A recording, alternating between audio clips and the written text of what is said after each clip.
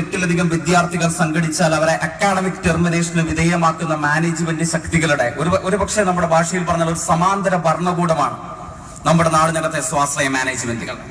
ആ സ്വാശ്രയ മാനേജ്മെന്റുകൾക്ക് മുമ്പിൽ 4ലധികം അല്ലെങ്കിൽ 8ലധികം വിദ്യാർത്ഥികൾ സംഘടിച്ചാൽ നിങ്ങളുടെ ഭാവി ജീവിതത്തെ ഞങ്ങൾ തകർത്തെറിയുമെന്ന ഭീഷണി ഉപയോഗിച്ചിട്ടായിരുന്നു നമ്മുടെ നാട്ടിലെ മാനേജ്മെന്റുകൾ ഇത്രയും കാലം നമ്മുടെ നാട്ടിലെ വിദ്യാർത്ഥി ശക്തിയെ അസംഘടിതമാക്കി നിലനിർത്തിക്കൊണ്ടിരുന്നത്. ജിഷ്ണു പ്രണോയിയുടെ പ്രോജ്വലമായ രക്തസാക്ഷിത്വത്തെ തുടർന്ന് ഞങ്ങൾ വിളിച്ചു പറയാൻ വേണ്ടി ആഗ്രഹിക്കുന്നത് ഒരു മരണവും പിതാവിലാവാൻ വേണ്ടി പോകുന്നില്ല. ഇന്ന് പാമ്പാടി നെഹ്റു കോളേജിന്റെ വാതിൽക്കൽ 100 കണക്കിന് വരുന്ന ആൺകുട്ടികളും പെൺകുട്ടികളും ഇവിടെ സംഘടിച്ചു നിൽക്കുന്നുണ്ടെങ്കിൽ ആ സംഘടിച്ചു നിൽക്കുന്ന മുഴുവൻ വിദ്യാർത്ഥികളും എന്നിലും നിങ്ങളിലുമുള്ളത് മറ്റാരുടെയും മുഖമല്ല, ജിഷ്ണു പ്രണോയ് എന്ന് പറയുന്ന മിടുക്കനായ പ്രതിഭാനനായ വിദ്യാർത്ഥിയുടെ അവസാനിക്കാത്ത രക്തസാക്ഷിത്വത്തിന്റെ പ്രോജ്വലമായ മുഖം തന്നെയാണ് എന്ന് നിസ്സംശയം പറയാൻ വേണ്ടി സാധിക്കും. അതുകൊണ്ട് കാക്കനാടൻ പണ്ട് പാടിയിട്ടുണ്ട്, എല്ലാ ഏകാധിപതികളും നിർദ്ദയമായ ജനകീയ വിചാരണയ്ക്ക് വേദിയാക്കപ്പെടും, എല്ലാ കോട്ടകൊത്തളങ്ങളും ജനകീയ വിചാരണയ്ക്ക് മുമ്പിൽ തകർത്തെറിയപ്പെടുമെന്ന് കാക്കനാടൻ പാടിയിട്ടുണ്ട്. അതേപോലെ തന്നെ നിസ്സംശയം നമ്മുടെ നാട്ടിലെ എല്ലാ സ്വാശ്രയ മാനേജ്മെന്റ് കോളേജുകളിലും സഖാവ് ജിഷ്ണു പ്രണോയ് ഉയർത്തിപ്പിടിച്ച നക്ഷത്ര ശോഭയുള്ള വിദ്യാർത്ഥി പ്രസ്ഥാനത്തിന്റെ ശുഭ്രപതാക എല്ലാ വെല്ലുവിളികളെയും അതിജീവിച്ച് പാറിക്കളിക്കുന്ന സമരശോഭിതമായ നാളുകളിലേക്കാണ് നമ്മുടെ യാത്ര. ആ എല്ലാ സ്വാശ്രയ കോളേജുകളിലും സഖാവ് ജിഷ്ണു പ്രണോയുടെ പതാക പാറിപ്പടക്കുന്ന ഘട്ടത്തിലായിരിക്കും ആ മനുഷ്യന്, ആ വിദ്യാർത്ഥിക്ക് ഏറ്റവും മികച്ച നീതി ലഭ്യമാക്കാൻ നമുക്ക് കഴിയുക എന്നാണ് നമ്മൾ വിശ്വസിക്കുന്നത്. അതുകൊണ്ടാണ് ഒരു മരണത്തിൽ അവസാനിക്കാത്ത ഇനിയും പൂക്കാൻ വേണ്ടി പോകുന്ന ആയിരക്കണക്കിന് പ്രോജ്വലമായ സമരവസന്തങ്ങളുടെ പ്രഖ്യാപന കൺവെൻഷനായി നമ്മുടെ വിദ്യാർത്ഥി പ്രസ്ഥാനം ഇവിടെ സംഘടിപ്പിച്ചത്. അതിന്റെ ഭാഗമായിട്ടായിരുന്നു. ഇവിടെ ഒരുപക്ഷെ നമ്മൾ ഓർക്കുന്നുണ്ടാവും, SFI ഏറ്റവും കൂടുതൽ വിമർശിക്കപ്പെട്ടത് ഒരു കാലഘട്ടത്തിൽ നമ്മുടെ നാട്ടിലെ ഇടതുപക്ഷ ബുദ്ധിജീവികൾ പോലും ഏറ്റവും അധികം പറഞ്ഞത്, നിങ്ങൾ ഒരു സ്വാശ്രയ സമരം നടത്തി, നമ്മുടെ നാട്ടിലെ ക്രിസ്ത്യൻ മാനേജ്മെന്റുകളെ പിണക്കിയെറിഞ്ഞു, നമ്മുടെ വോട്ട് ബാങ്ക് നശിപ്പിച്ചു, പല മാനേജ്മെന്റ് കോളേജിലേക്കും കൗൺസിലിംഗിലേക്കും നിങ്ങൾ വലിയ സമരം നടത്തി. പക്ഷെ ഒടുവിൽ എന്തുണ്ടായി? സ്വാശ്രയ വിദ്യാഭ്യാസ സ്ഥാപനങ്ങൾ നമ്മുടെ വിദ്യാഭ്യാസ മേഖലയുടെ നിഷേധിക്കാനാവാത്ത അനിവാര്യതയായി മാറിയില്ലേ എന്ന് ചോദിച്ച ആളുകൾ നമ്മുടെ നാട്ടിൽ വളരെ കൂടുതലായിരുന്നു. ഞാൻ എല്ലാവരുടെയും പേരുകളിലേക്ക് പോകുന്നില്ല. പണ്ട് എറണാകുളത്ത് തന്നെ ഒരു ജില്ലാ സെക്രട്ടറി ഉണ്ടായിരുന്നു SFIക്ക്.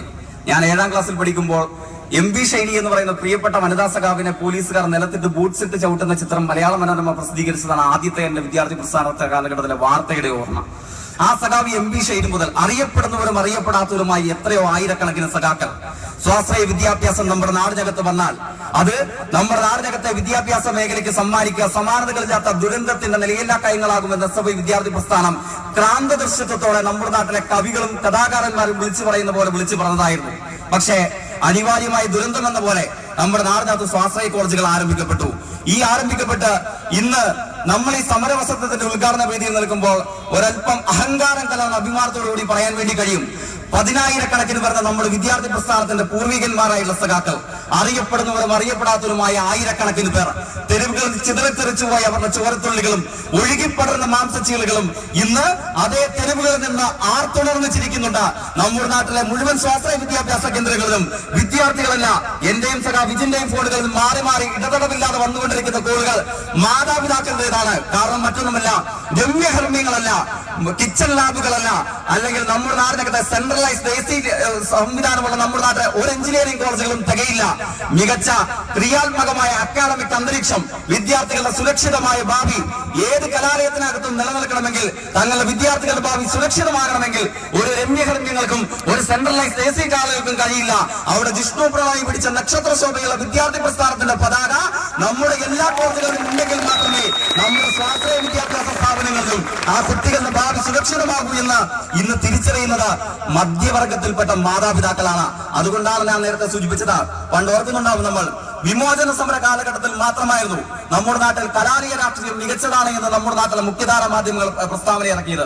നമ്മുടെ നാട്ടിലെ NSS, SNDPയും ക്രിസ്ത്യൻ മാനേജ്മെന്റ് ഉൾപ്പെടെയുള്ള മുഴുവൻ സാമുദായിക പ്രസ്ഥാനങ്ങളും ചുവന്ന ബസ്സിന് കല്ലെറിഞ്ഞപ്പോൾ, ചുവന്ന അക്ഷരങ്ങളെ അഗ്നിക്കിരയാക്കിയപ്പോൾ മാത്രമായിരുന്നു കലാലയ രാഷ്ട്രീയം നല്ലതാണ് എന്ന് വിളിച്ചു പറഞ്ഞത്. പക്ഷെ അതിനുശേഷം 70കളുടെ ആവിർഭാവത്തിൽ എനിക്കും നിങ്ങൾക്കും അറിയുന്നത് പോലെ ലോകം കീഴ്മേൽ മറിഞ്ഞു എന്ന് നമ്മൾ ആവേശപൂർവ്വം വിളിച്ചു പറയുന്ന ഒരു ഭൂതകാലത്തിൽ ഫിഡൽ കാസ്ട്രോയും ബാറ്റിസ്റ്റയുടെ ഭരണകൂടത്തെ തകർത്ത് തകർത്തിറങ്ങിയ ആ നാളുകളിൽ, അതേപോലെ തന്നെ വർണ്ണവെറിയൻ ഭരണകൂടത്തെ വെല്ലുവിളിച്ച് വന്ന നെൽസൺ മണ്ടേലയുടെ കാലഘട്ടത്തിൽ, അവിടെ ഒരു അഗസ്റ്റോ പിനാഷോയുടെ ഭരണകൂടത്തെ കവിതയിലൂടെ വെല്ലുവിളിച്ച പാബ്ലോ നെരൂദയുടെ കാലഘട്ടത്തിൽ, അതേപോലെ തന്നെ സ്പെയിനിൽ വിക്ടർ ജാറയുടെയും അതേപോലെ തന്നെ ലോർക്കയുടെയും സംഗീത കവിതകളുടെ മാസ്മരികത നമ്മുടെ നാട്ടിലെ ഇടതുപക്ഷ ധൈഷ്ണികത ഉണർത്തെഴുതിയിട്ട് അതേ കാലഘട്ടത്തിൽ തന്നെയായിരുന്നു നമ്മുടെ നാട്ടിലെ കലാലയങ്ങൾ.